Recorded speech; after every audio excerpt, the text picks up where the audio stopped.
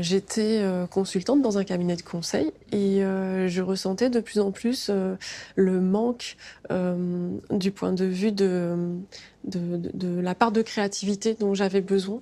Et puis il y a eu une rupture à ce moment-là et j'ai dû m'arrêter pendant quelques mois. J'ai passé beaucoup de temps à créer et c'est comme ça que mon identité de Caribe Colors en tant qu'artiste peintre en fait est née. Je recherche finalement quelque chose qui est de mon histoire personnelle, mais qui parle à, à toute personne issue de la Caraïbe et issue de la diaspora caribéenne.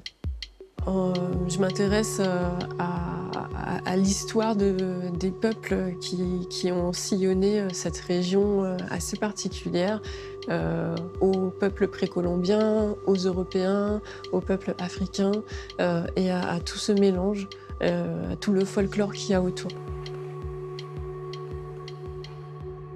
Je vais chercher donc des références dans des livres, dans des bibliothèques ou dans la médiathèque comme celle ici, la médiathèque du Lamentin. Il y a vraiment une collection, je dirais, de base que je retrouvais pas ailleurs.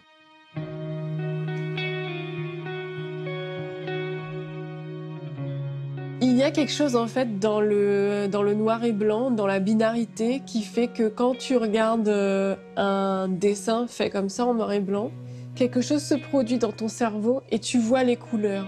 Et c'est ce processus-là en fait que je trouve génial. Quelque chose se crée à l'intérieur et a besoin de sortir et de s'exprimer, de se répandre en fait sur le papier.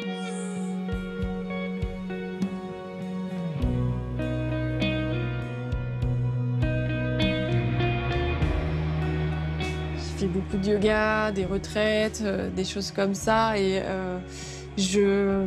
en fait, j'ai pas de confession religieuse particulière, mais je m'intéresse à toutes les religions et je prends un petit peu de la vision de chaque religion et ça m'intéresse beaucoup parce que pour moi, c'est de l'histoire humaine et j'en prends un petit peu de chaque religion, mais pas que religion, aussi dans des philosophies de différentes cultures, et je puise dedans en fait pour construire ma propre spiritualité. Surtout dans la dernière série, je pense, on sait un petit peu cette part de mystique, d'ésotérique.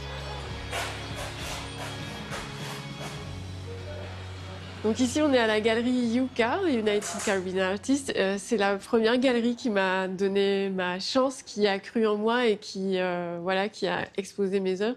Et ici, donc, je suis très contente d'être ici aujourd'hui parce que je fais partie de l'exposition collective qui a lieu, qui s'appelle Féminitude, sur la sensibilité féminine. Ce qu'on peut me souhaiter aujourd'hui, c'est de toujours pouvoir créer, d'avoir le temps, les moyens pour ça, le lieu et puis de pouvoir partager ce que je crée. Voilà.